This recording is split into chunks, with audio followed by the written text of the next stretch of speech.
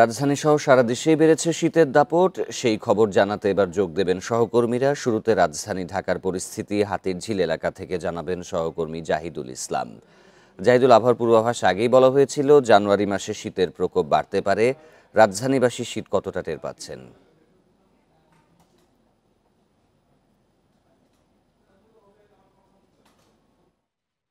এটা পার হয়ে গিয়েছে এখন পর্যন্ত।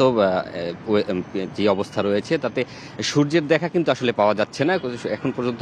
কুয়াশায় ঢেকে আছে পুরো শহর এবং আমরা এখন আপাতত রয়েছি হাতিরঝিল এলাকায়। এই জায়গাটা আপনি দেখতেই পাচ্ছেন আমার ঠিক পিছনে যেই লেকটি রয়েছে, লেকের চারদিক থেকে কিন্তু কুয়াশা ছেয়ে আছে এবং যারা চলাচল করছেন তারা কিন্তু স্বাভাবিক উপায়ে চলাচল করতে পারছে না, তাদের শীতের পোশাক সহ। এবং যারা অনেকেই দেখা যাচ্ছে মুখ ঢেকে এবং নানান রকম পোশাক, শীতের পোশাক পরে, গোটা কাপড় পরে চলতে হচ্ছে। কারণ সেই গতকাল থেকে কিন্তু এই শীতের প্রকোপটা ঢাকা রাজধানীর বাইরে যে কয়েকদিন ধরে রাজধানীর বাইরে যেরকম শীত ছিল, ভারী ভারী শীতের একটা প্রভাব ছিল, সেটি কিন্তু গতকাল থেকে রাজধানী ঢাকাতেও শুরু হয়েছে। আসলে এই শীতের যেই আবহাওয়া রয়েছে, সেই শীতের আবহাওয়ার ক্ষেত্রে আবহাওয়া অফিস বলেছে যে এইরকম শীত আসলে আরও ৩-৪ দিন বা এক সপ্তাহ ধরে এরকম চলতে পারে এবং এই শীতের তাপমাত্রাটা আরও বাড়ার কথা বলছে তারা, যে হয়তোবা আরও ২-৪ দিন পরে এই শীতের তাপমাত্রাটা আরো কিছুটা বাড়তে পারে। তবে সপ্তাহ ২ পরে আসলে এই শীতের তাপমাত্রা কমবে এবং দিনের তাপমাত্রা, রাতের তাপমাত্রা আরো বাড়বে, বাড়ার পরে আসলে শীতটি কমে আসবে।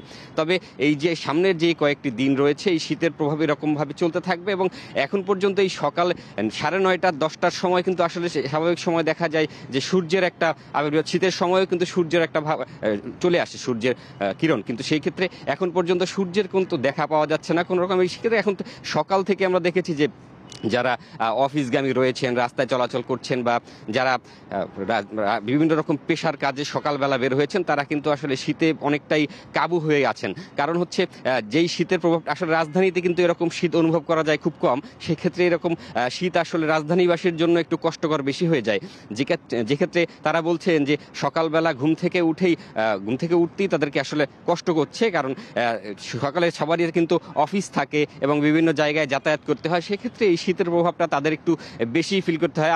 আরেকটা জিনিস যদি বলতে চাই, সেটি হচ্ছে এই বছরের যেই শীতের পরিমাণটি রয়েছে, সেটি কিন্তু গত যে বছরগুলো রয়েছে সেগুলোর চেয়ে কিছুটা বেশি হবে, এমন আবহাওয়া অধিদপ্তর কিন্তু এমন সম্ভাবনা আগেই বলেছে। এবং তারা এও বলেছে যারা এই মাসেই কিন্তু শীত একটি বৃষ্টিরও সম্ভাবনা রয়েছে, যে এই বৃষ্টির পরে কিন্তু তাপমাত্রা আরও কিছুটা কমতে পারে এবং সেক্ষেত্রে এই শীতের পরিমাণটি আরও বাড়বে।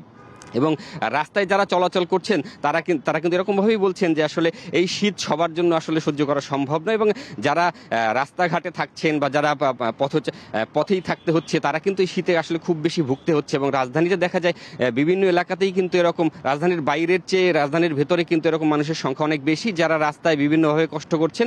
এবং এই শীতের কারণে তাদের কিন্তু আসলে ভারী কাপড় প্রয়োজন হচ্ছে। এবং অনেকেই রয়েছেন যে আসলে সেই ভারী যেই কাপড় তাদের প্রয়োজন, সেটি কিন্তু সবার কাছে থাকে না আসলে। আর রাস্তায় যারা থাকেন আসলে তাদের কিন্তু খুব কষ্ট হচ্ছে এই শীতের জন্যই।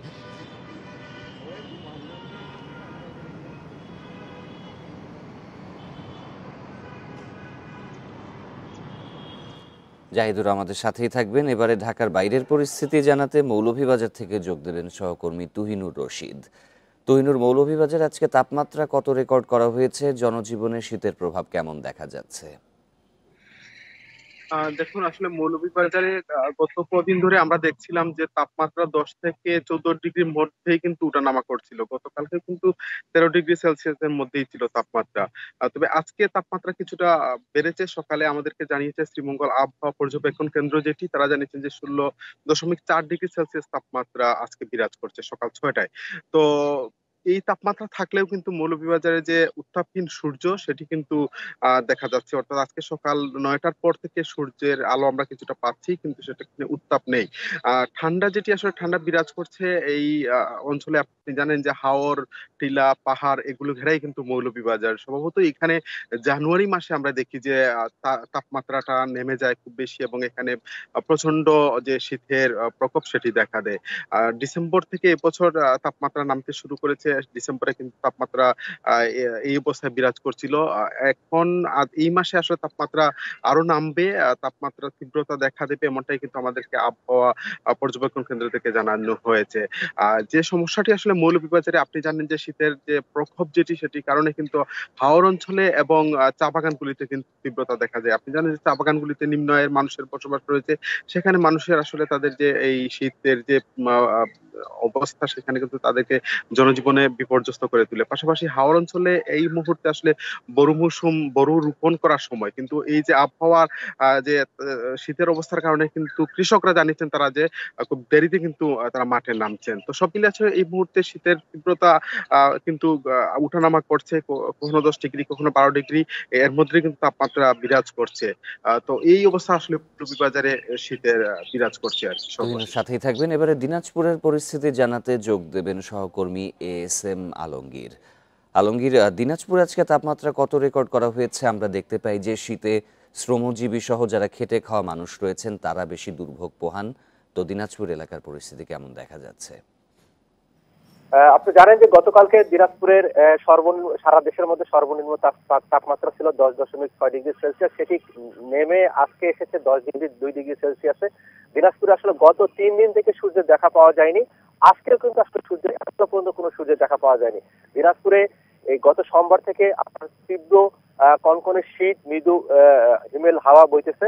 আপনার কুয়াশায় ঢেকে থাকতেছে, সারাদিন কুয়াশায় ঢেকে থাকতেছে। ফলে এই যে আপনার খেটে খাওয়া যেগুলো মানুষ, শ্রমজীবী মানুষ, তাদের কিন্তু চরম ভোগান্তি পোহাচ্ছে। কারণ এই যে কনকনে শীতের মধ্যে, ঠান্ডা বাতাসের মধ্যে কেউ আসলে বেশিক্ষণ ঘরের বাইরে থাকতে পারতেছে না। এর ফলে কিন্তু আসলে যারা এই শ্রমজীবী মানুষ, তারা কিন্তু মাঠে এসে কাজ করতে গিয়ে আবার তারা ফেরত যাচ্ছে। আর বিশেষ করে যেসব মানুষ সবসময় হোটেল বা রেস্তোরাঁ কাজ করতেছে, সবসময় তাদেরকে পানি ব্যবহার করতে হয়, এই মানুষগুলো আসলে বেশিক্ষণ কাজ করতে পারতেছে না। পাশাপাশি আপনাকে আরেকটু বলে রাখি যে হঠাৎ করে এই তীব্র শীতের কারণে এবং কুয়াশার কারণে কিন্তু আমি দেখতে পেয়েছি যে বীজতলাগুলোতে আসলে সকলে পলিথিন দিয়ে ঢেকে রাখতেছে। এখন আপনি জানেন যে বীজতলা তৈরি হচ্ছে, সেই বীজতলাগুলোকে আসলে চরম এই ধরনের যদি শৈত্যপ্রবাহ যদি আসলে থাকে, তাহলে কিন্তু আসলে বীজতলাগুলোর সমস্যা হবে বলে কৃষকরা আমাদেরকে জানিয়েছে। এর পাশাপাশি আসলে দিনাজপুরে হঠাৎ করে কিন্তু এই শীতটা পড়েছে। গত নভেম্বর মাসে কিন্তু এই ধরনের কোনো শীত ছিল না। এই শীত হঠাৎ করে আসার কারণে কিন্তু সকলে নভেম্বর মাসে এ ধরনের শীত বা কুয়াশা না থাকার কারণে সকলে ধরে নিয়েছিল যে আসলে এবার হয়তো তেমন শীত পড়বে না। কিন্তু এবার এই গত সোমবার থেকে কিন্তু শীতের তীব্রতা এতটা বেড়েছে যে মানুষ আসলে হঠাৎ করে একটু শ্রমজীবী মানুষ তারা একটু সমস্যার মধ্যে পড়ে গেছে।